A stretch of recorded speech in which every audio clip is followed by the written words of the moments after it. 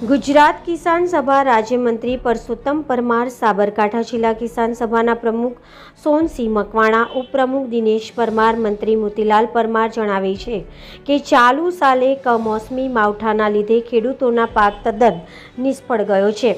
એ સંજોગોમાં ખેડૂતો બેહાલ છે। શિયાળો સિઝનમાં રાસાયણિક ખાતર મળતું નથી। હિંમતનગર, ગાભોઈ, વિજયનગર, ખેડબ્રહ્મા સહિત આદિવાસી તાલુકાઓમાં ખાતર મેળવવા માટે લાંબી લાઈનો લાગે છે। ઘણી જગ્યાએ ખાતર ઉપલબ્ધ નથી એવા બોર્ડ પણ મારેલા છે। જ્યાં ખેડૂતોને 5ની જરૂર હોય તો ફક્ત 1 થેલી મળે છે અને યુરિયા સાથે નેનો બોટલ ફરજિયાત બજાડે છે। ખેડૂતોને ખાતરના ભાવ સીધા ડબલ થઈ જાય છે।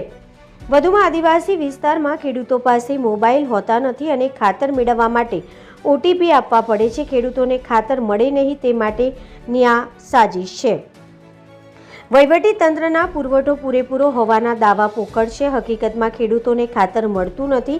15 દિવસ ખાતરના ધાંધ્યા ચાલુ રહે છે તો ખેડૂતોની મુખ્ય સિઝન રવિ સિઝનનો પાક નિષ્ફળ જાય તેમ છે।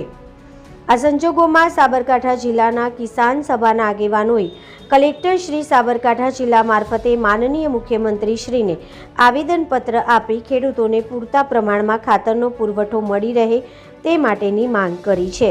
Reporter Hamid Mansuri, BN news Gujarati, Sabarkantha. મારું નામ દિનેશ પરમાર, ગુજરાત કિસાન સભા સંલગ્ન સાબરકાંઠા જિલ્લા કિસાન સભાનો હું ઉપપ્રમુખ છું।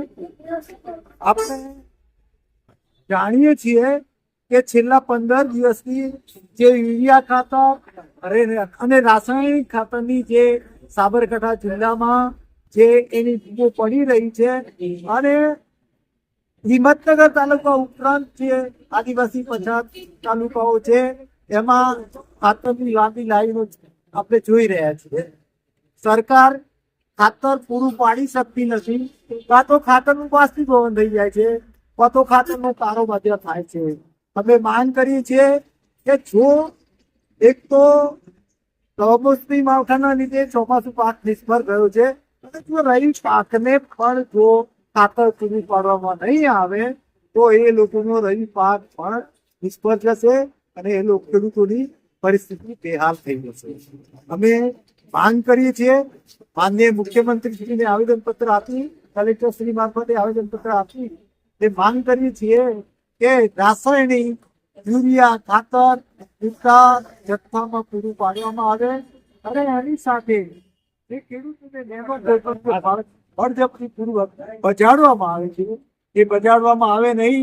કેમ કે ખેડૂતોની પરિસ્થિતિ, ખેડૂતોનો હાલ, ખેડૂતો બહુ જ દુર્દશામાં જીવે છે, જેથી એમની લૂંટ કરવામાં આવે નહીં અને અમે હવે માનનીય કલેક્ટર શ્રીને આવેદનપત્ર આપવા માટે જઈએ છીએ।